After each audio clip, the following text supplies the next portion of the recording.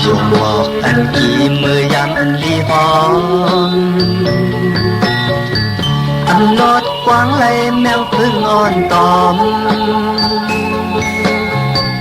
จุกนุ่มตั้งวันมันคือขาดยามือพองตึกจีตึกข้างนี้นั้นบอกข่าวยามสุดวันหนึ่งอำเภอ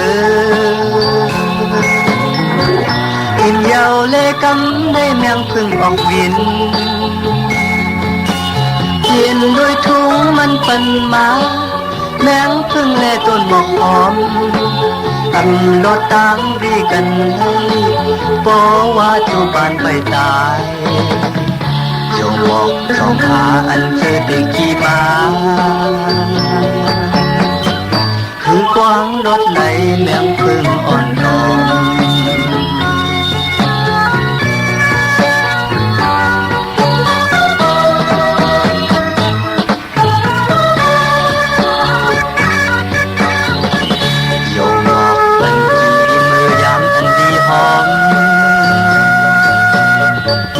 อันรอดกว้างไหลแมงพึ่งอ่อนตอมจุกหนุ่มตั้งวันมันหือผาดยานมือพองตึกจีตึกทางลีนั้น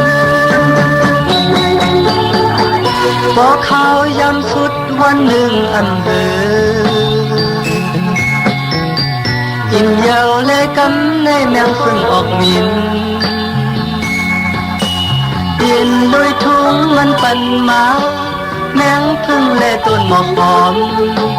อันรถต่างวีกันเลยบอกว่าเจ้าบ้านไปตายเจ้าบอกเจ้าหาอันเคยเป็นกี่มาคือกว้างรถไหลแมงพึ่งอ่อนดอม